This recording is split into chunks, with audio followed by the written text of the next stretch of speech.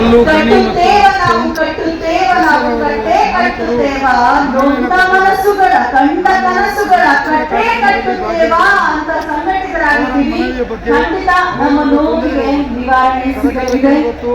ಎಲ್ಲರೂ ಒಗ್ಗಟ್ಟಿನಿಂದ ಮುನ್ನಡೆಯೋಣ, ಒಗ್ಗಟ್ಟನ್ನು ಪ್ರದರ್ಶಿಸೋಣ. ಸಹಾಯ ಮಾಡಬೇಕು.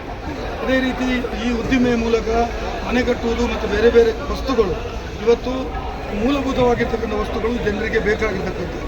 ಹಾಗಾಗಿ ನಾನು ಈ ವಿಚಾರದಲ್ಲಿ ಕಳೆದ ಬಾರಿ ಇಂಥದ್ದೇ ತೊಂದರೆಗಳಾದಾಗ ನಾನು ಅಂದಿನ ಸಚಿವರಂಥ KJ ಜಾರ್ಜ್ ಮುಖಾಂತರ ಸಿದ್ದರಾಮಯ್ಯರ ಜೊತೆ ಮಾತಾಡಿ ಒಂದು ರೀತಿಯ ಸೊಲ್ಯೂಷನನ್ನು ಮಾಡಿತ್ತು.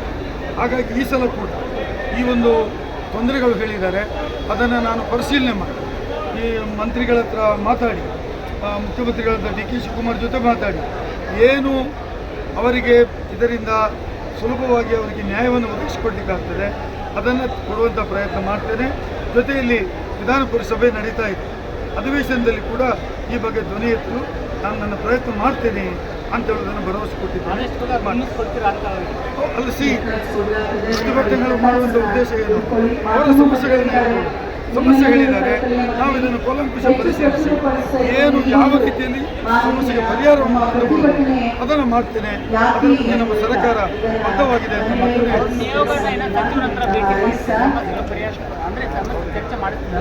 ಅದೇ ನಾನು ಹೇಳಿದಲ್ಲ, ನಾನು ರೆಡಿ ಇದ್ದೀನಿ. ನಾನು ಅದಕ್ಕೋಸ್ಕರನೇ ಬಂದಿದ್ದೇನೆ. ನನ್ನ ಅನೇಕ ಮಿತ್ರರು ಅದರಲ್ಲಿ ಇದ್ದಾರೆ. ಹಾಗಾಗಿ ನಮ್ಮ ಕೂಡ ಜವಾಬ್ದಾರಿ ಇದೆ ಅವರ ಸಮಸ್ಯೆಗಳಿಗೆ ಪರಿಹಾರವನ್ನು ಕಂಡು. ದಯವಿಟ್ಟು ನಾವು ನಮ್ಮ ಜಿಲ್ಲಾಧಿಕಾರಿ ಅನ್ನಿಸುವಂತ ಒಂದು ವಿಚಾರವಿದೆ. ಇದನ್ನೇನಾದ್ರೂ ಪ್ರತಿಭಟನೆ ಆಯ್ತು ಮುಂದೆ ಸ್ಟ್ರೈಕ್ ಡಿಕ್ಲೇರ್ ಮಾಡ್ಬಿಡಿ, ಒಂದು ಡೇಟ್ ಅನೌನ್ಸ್ ಮಾಡ್ಬಿಡ್ರಿ.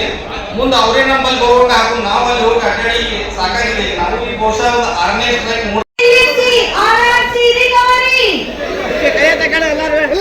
ಎಲ್ಲ ಕೈಯತ್ತೆ ಜೋರ ಕೂಡಬೇಕು. ಫ್ರೀಡಮ್ ಪಾರ್ಕಿನ ಕೂಡಿ ಎಲ್ಲ ಹೋಗಬೇಕು.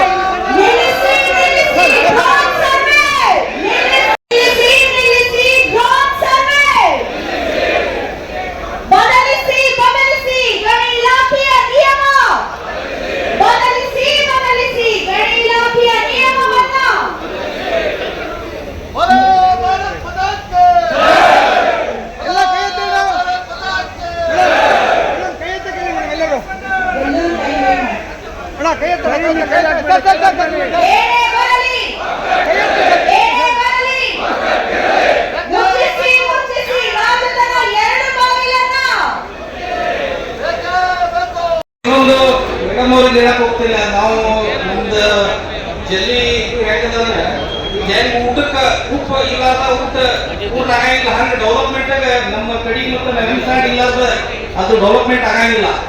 ಆ